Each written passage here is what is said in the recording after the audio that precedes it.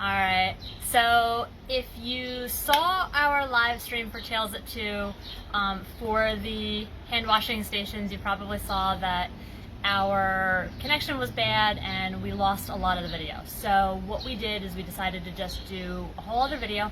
We're going to show the whole thing and post it up on Facebook and YouTube later. Okay, so this is it.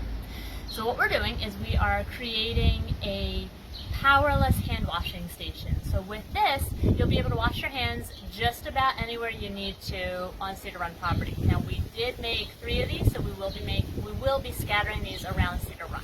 Okay, so we're going to show you the basic way to do it. So we do have, this is the thing that makes it work. It is this bulb primer.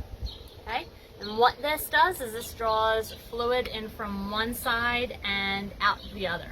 Okay, now this is the thing that makes the whole thing work. Everything else for the most part is interchangeable as long as it works with this. Okay, so with this bulb, okay, you have our bulb set up, and if you can see, it does have an arrow there, so that's the direction the water flows. Okay, so in this case we have water coming from this side and going out, and we did put 2 tubes on it. Okay, the tubing is 3/8 inch interior diameter and 1/2 inch exterior diameter, and that matches up with the nozzles on here. Okay, we do have some clamps on here. Okay, these aren't tightened yet, but we do have some clamps. We have the clamps because we're hoping that these are going to get a lot of use, and we want them to be sturdy.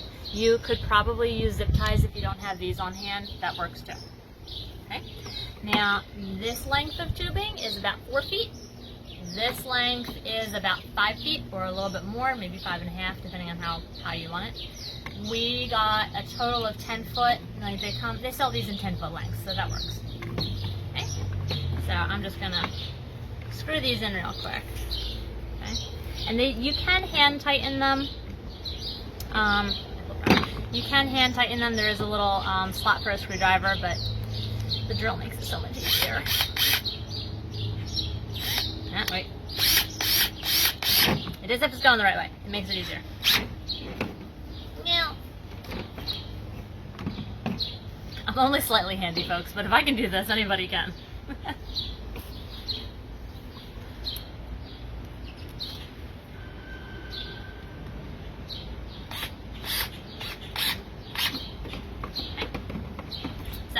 Now with that, we'll be able to pump water up from a reservoir up into a spigot. Okay?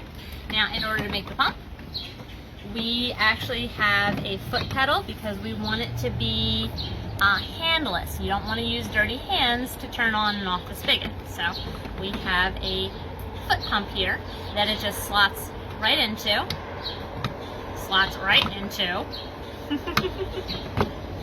Okay? And then this is just a couple of pieces of wood that we had on hand. Puts in, we've got a hinge, and you press down on that, and that pumps water. I'm not going to press too hard because I don't want to break the table. Okay? Now, for our reservoir and our sink part, we actually just used cat litter containers because that's what we had in hand. 5-gallon buckets are fine. A tub is fine. Whatever you've got. Okay? So for this one, we do have a cat litter container. We did paint the sides black. That's so that we can put our logo on it later so everybody knows, hey, it's Cedar Run. We'll also put instructions on how to use these too. Okay?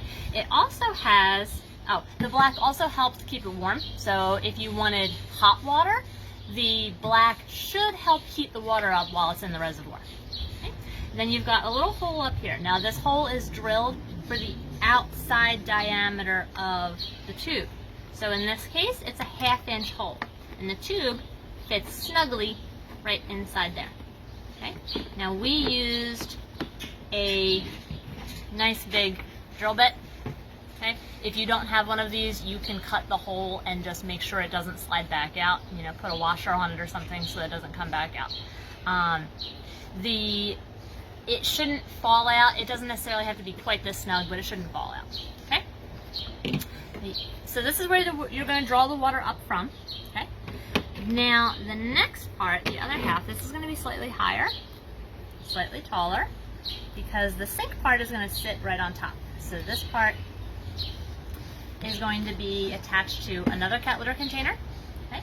And then to this, we've actually created a backsplash. This is really, really easy. Okay? It's a piece of wood. We have the same drill bit drilled right through. Okay? This we've created a clamp out of an angle and then a piece of wood to brace it and bracket it. We did have to cut the cat litter container just a little bit right here just to get the backsplash on properly. Okay? So that slots on like that. We have our tubing that fits right in there. Okay, doesn't even need to go very far. In fact, this is probably far enough, otherwise the water's just going to come straight down. Okay, so that's it. Then this sits on top of this, and you're good to go. You use the pedal to prime it and wash your hands. Now, I don't have any water in this one. I do have some water in this one over here, so we're going to go over here. Okay. So this is one that we already set up, one that we already made. There's already water in it. There is water in the reservoir down here. You can actually see there's water in the tube right here, and as I press, that water starts going up. Okay? So as I pump the foot, you've got water coming out the top right here. So what you're going to do is use this to wet your hands, wash your hands, and then rinse your hands. Okay? 20 seconds, guys. 20 seconds. Okay? So that is our handless, foot pump, powerless, hoseless hand washing station. Okay? So these are going to be set up at Cedar Run. They're going to be set up for our summer camp, so our camp kids will have access to hand washing stations all day, anytime they need to. We'll probably have these set up for festivals and things too as we go along. All right? So that's it. If you have any questions, please put them in the comments and we will check them out later. All right? Thanks, guys. Bye.